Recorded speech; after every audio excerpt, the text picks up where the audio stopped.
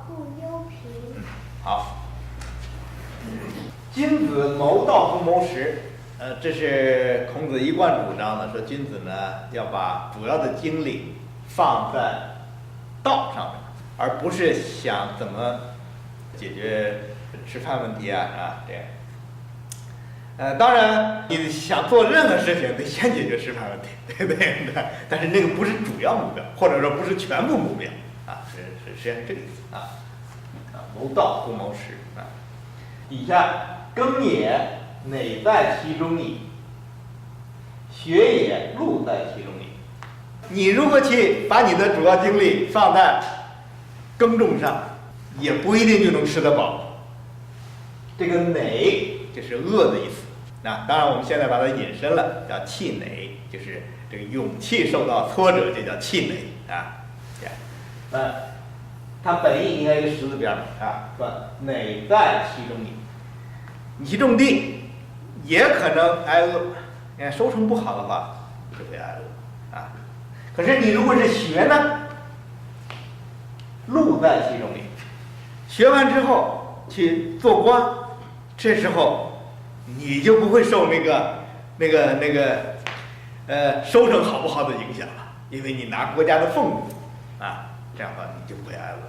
所以从这个角度讲呢，孔子认为，你如果真想解决这个食的问题啊，吃饭问题，你还是靠学，而不是靠耕那这个观点，讲老实话，这是个大实话而已，是吧？这么，当然批林批孔的时候说这是他轻视农业劳动啊，那这个，你要从那个角度讲也对了啊，但是孔子讲这个道理是对的，就是有体力劳动跟脑力劳动啊。你要做脑力劳动的话，实际上那个吃饭问题更有保障一些。长期来讲，对，各会为地才对是。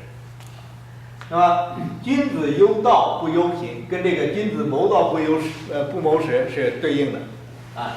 君子所担忧的事情是那个道义的事情，而不是担忧自己有没有钱啊。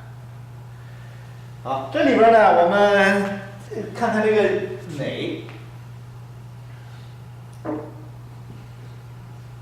啊，这是个十字边儿，就是粮食的意思啊。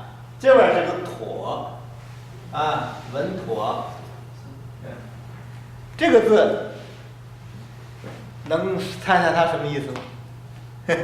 我们这两个这偏旁都讲过的，上面是什么？手，底下呢一个女人或者一个女孩子，用手来保护一个女人，这叫妥啊。所以妥的意思本意跟这个安是很接近的啊。上面宝盖是什么？房子，在房子里边坐着一个安坐着一个女人，就叫安啊。那这个呢是用手去保护一个女人啊，叫妥。所以妥呢，它的意思就是稳妥、妥当啊，就是变啊，本意是安的意思。这样，好，那放在这儿就有点讲不通了。这个食物都搞妥了，为什么还饿呢？对不对？所以这个字呢，原本并不这样写。原本怎么写呢？这样写。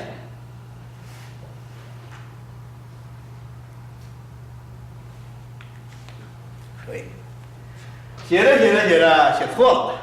这个在汉字发展历史当中，这种情况很多啊。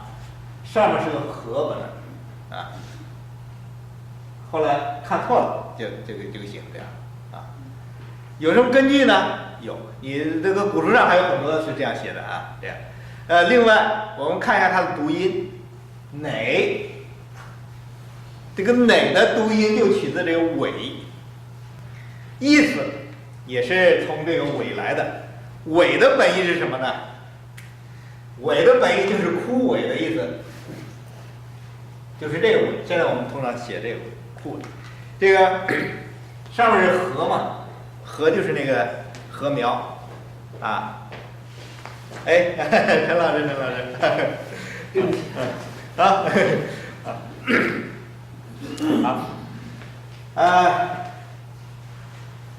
我们看看这个尾上面是一个禾，代表跟这个庄稼禾苗有关啊。底下是个女，有一点解释不通解释不清。这个字在甲骨文里面就是这样，就是这两个字啊，这样，所以这个女也不是误写，不是什么啊。哎，这个字一定跟禾苗有关，跟禾苗有关，大家想想看，那个庄稼成熟之后，拿镰刀割了嘛啊，割完之后啊，它就枯萎了菜割下来放久了它就蔫了啊，所以这个您说这个就是比较柔弱了，比较跟这个女有关了，就对，可能是有点会意是吧？对，那个它这个尾的本意就是这个枯萎，这个禾苗割下之后就枯萎了。哎，你从这个意思再解释这个馁就解释清楚了，为啥？粮食那个食物枯萎啥意思啊？没东西吃嘛，对呀，没有东西吃了嘛，没东西吃就是什么？饿肚子嘛。是不是所有的字都能解释清楚呢？也不是啊，但是大部分字它为什么这样写，为什么这样读，还是有一点我们能够猜到其中的原因啊。对，比方说另外一个字啊，我再说一个字，就这个忧，君子忧道不忧贫啊，忧。这个字是个简化字。古代不是这样写，繁体字的时候怎么写知道吗？看没有？这样，把这个字简化了，这个笔画太多了啊，这样。我们看上面这部分是什么？有点像什么？其实就是这个字。不要上面这个辫子，就是上这个，对吧？对，你看，不要上面这个手是表示一个人的上半身的，实际上，这个呢，这个就是身子，这就是身嘛，啊，这是这部分身，这个呢是什么？辫子也好，对，那个将军戴的那个雉鸡尾，那个也好啊，这上半身，这个代表人的身体，实际上上面身体啊，这个都没有太大含义，但是底下这有一个心，看见没有？这有个心啊。这个呢不是反文啊，这个不是反文，这个一定要跟这个区分开。这个是少一笔的，这是连着的，这个代表腿，两条腿。这个代表手里拿着一个东西，这反文是这样啊，教育的教啊。教育的教是反文，而这个呢是表示腿，所以都是在下边。比方说这个字，下，腹，对不对？就这样。在下边这个是代表双腿，那下也是那个代表一个武士的样子啊，跟这一样，是不是上半身底下是腿啊？一个武士，一个身体强壮的武士。这腹呢？腹为什么是这样？腹是表示一个人反反复复在这走，这叫腹，所以也是跟腿有关啊，反反复复在走。那么这个忧为什么有心有腿呢？有心代表他是忧心忡忡，心里边有事儿，这样加上腿也是表示在这里来回来去走。对啊，好，还有一个字跟这个有关的，就是这个爱。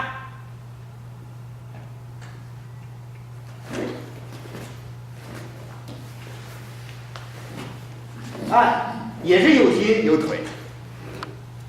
为什么有心有腿啊？爱和忧，看这两个字差一点，只是上面部分不同，对吧？上部分实际上，这个爱字的我没有研究透是什么。它的古字是这样写这是古字，爱是这样写的后来呢，把它通手了大概也有用手来保护的意思或者是怎样啊？那从心从腿是太形象了。一个人爱上另外一个人，心里边跟这个什么似的，哈哈，这个，而且怎么，晚上就拿着什么琴呐、什么到人家姑娘家门口啊，走来走去，又弹琴又唱歌的，是吧？我们学过那个关雎，啊，那里边那个男的就是这样，就这种心情，对不对？哎呀，这个太形象这个字。可惜简化的时候把这个心给去掉了。简化字的时候简化成什么了？就是现在这样的字，没心了。所以很多这个简化字呢，很多简化的不错，但是这个字绝对是个错误。为啥？这个字根本没必要简化，它笔画并不多，不像这个啊，它这个字笔画并不多，你为什么一定要强简化呢？啊，所以我很同意有一个广告，我这次回上海啊，我看到那个机场有一个公益广告，太好了，这个广告，是吧？这是个爱字啊，爱字，这个原来是有心的，现在没有心了。旁边的字可以简化，爱岂能无心？哎，这个太好了，这个字能够简化，可以简化，你怎么能把心给去掉了呢？对不对？不好。好，啊，这个字，这个广告给我震撼太大了。这个忧，把它里边是从心，跟这个一样的啊，都是从心啊，把它简化成一个简化字的时候，实际上是取了这个的读音，然后用这个来标译，对呀，这个简化的还可以啊，还能讲得通吧啊。不是说多好啊，但是能够讲得通啊，只是把它符号化了而已啊。里边的含义呢，其实损失了不少啊。像这个腿走来走去，这个意思就没有了啊。对。那么，能不能把这个心不用竖心儿，而用心字底呢？我们知道，表示心情的、表示心理状态的这种字呢，有两个偏旁啊。一个是竖心儿，一个是心字底，对吧？一个竖心儿，一个心字底。我们看总结一下，竖心儿和心字底有什么区别呢？我能不能像刚才那个字，我就这样，能不能简化成这样呢？竖心儿和心字底是有严格区别的，啊，这是中国造字的时候一个非常，我觉得是一个非常好的一个事情，就是它任何一个偏旁，它是表示什么意思，都有严格规定啊，比方说这个木字边和草字头，在清朝的时候啊，清代。我们讲完这一节，我们休息啊。在清代的时候，有一个博物学家，英国的博物学家，到北京去考察中国的这些植物。他不懂中文了，他事先写了一个单子，上面有2列啊，交给翻译说，你帮我翻译翻这个上面这些英文的这植物名字，中文叫什么？好，翻译说这好办。啊，懂的自己就马上就翻了，不懂的查字典啊，翻了，就给他了。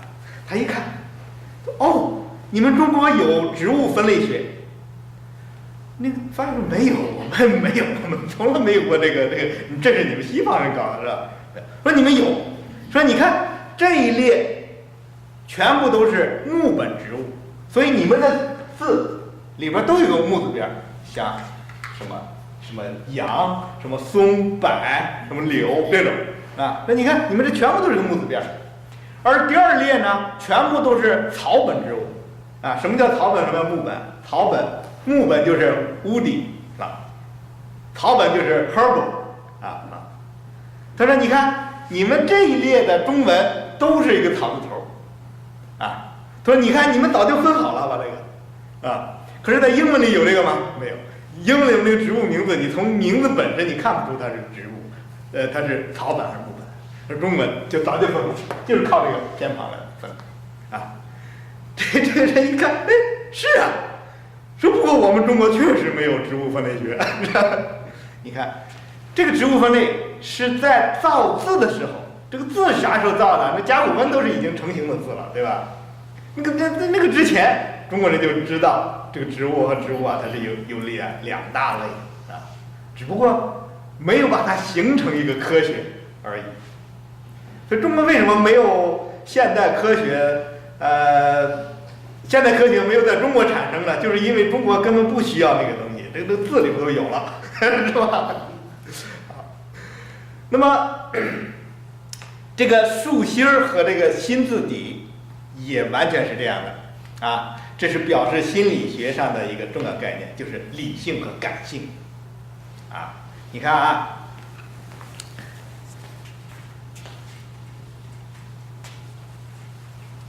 你看看竖心儿的字都哪些字呢？比方说情，是吧？恨，啊，比方说怕，啊等等这样，啊，那么心字底的呢？比方说思，比如说想，什么虑啊。什么等啊这样，什么对啊好，咱们看这两组字有什么区别啊？情，一见钟情，男女青年男女眼睛一对就就喜欢上他了啊，一见钟情这个啊。思呢？思就是思考，思和想都一样的啊。你们考试，老师发卷子了，这题不会做，得想啊想啊想啊想，啊想10分钟做出来了，对吧？啊，也可能想一直到时间到他帽子了，也没想出来，这个都是有可能的。所以你看，这个需要时间吗？不需要，一对眼就给搞定了。这个呢？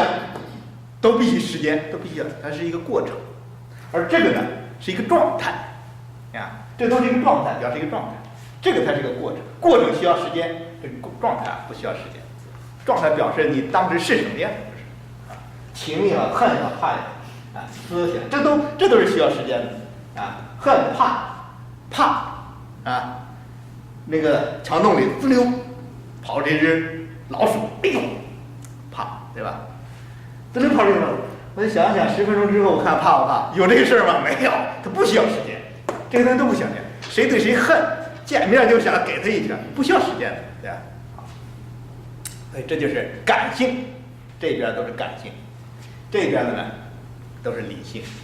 好，那么左脑跟右脑的问题嘛。是，所以这个心字底和竖心是不能互换的，不能说把它那什么一下啊，换一下。有些字是可以互换，比方说，然后我们通常什么拿啊，也可以这样写，是吧？啊，这样也是拿什么这样。有些字是你这么弄都可以，但这个竖心和这个是不可以的。好，根据这个原理，我们看一看刚才那个忧到底应该是竖心还是心字底。忧和爱，假如把爱也改成这个什么的话，爱忧都是一种状态，它是不需要时间的，不是一个过程，对吧？所以这个忧呢写成这样是对的，忧写成这样是对的，它是状态，对吧？是一种表示你现在心里边有一种忧愁。这个忧能过去吗？想10分钟又想出来了，你想这个忧10分钟就不再忧了，能吗？这忧愁能过去吗？能过去，但是不是说限定点能过去的，是吧？这样啊，有爱呢，如果让你把中间那个心拿出来，改成心字底或者什么的话，应该用什么？当然也是，肯定也是这个嘛。所以爱如果是做简化字的话，我大概说应该做成这样啊。但实际上爱实在是不需要简化啊，那个字构造太好了啊。这个爱怎么变了？右边是个无产阶级的无。这个字就是在古文里面这就是爱，爱就是这样写。无心啊，那听起来很。这不是无，不是个无，这个字上面的字是什么意思？我不是太清楚。对，是这样的。对，爱。如果你们在古书上看到这个字，就是爱啊。这除了竖心和心字底呀，这个表示心的呢，其实还有其他写法啊，还当然3种啊，就是写在中间的那个啊，其实还有其他写法，你们知道什么吗？我看看这几个字。你们知道不知道？看这个字，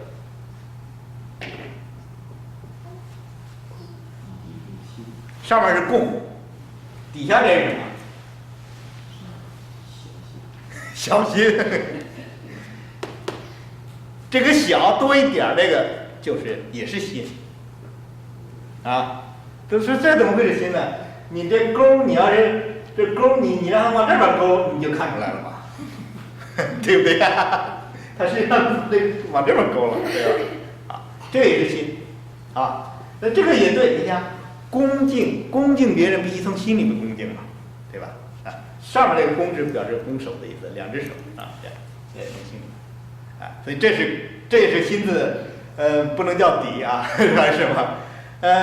还有别的字吗？这样的？慕，爱慕。哎，好看谁说的多啊？对。没错，爱慕、羡慕也是从心里边。还有什么字？小朋友可能不知道啊，大人也不见得就能长出这样字来。还有一个字，啊，这个舔，对，舔，是不是也是这样的？舔是啥意思啊？舔就是不害羞的意思，叫恬不知耻，有2种写法，一种就是写这个恬，那还有一种恬呢是写这个恬，都可以啊，恬不知耻。还有说我忝列门庭，啊，不是有这种词吗？啊，忝列门庭啥意思？就是我在孔子家里边这个孔门学习，我其实是不够格，但是我是厚着脸皮，列到这个孔门里边的，这样这叫忝列。庞丁生一样，对，如果你谦虚一点的话，我当时在学校评为什么师大什么优秀教师什么的啊，那我如果谦虚一点，我就会说我也忝列其中，对不对？呀，可以这样讲，我们学校这个师大教师，我忝列其中，就是，对，我也算一个，这是谦虚的说法啊。你看一个心在中国汉字这个构字里边有很多种变化，每种变化是什么意思啊？学问很多啊。这个我也是初学者啊，我这个那么陈老师、彭老师这2位，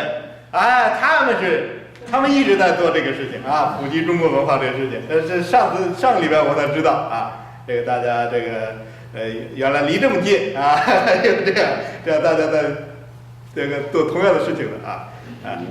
语言不行，他不知道这儿落后什么。好，我们休息一会儿，外面我们喝一点茶。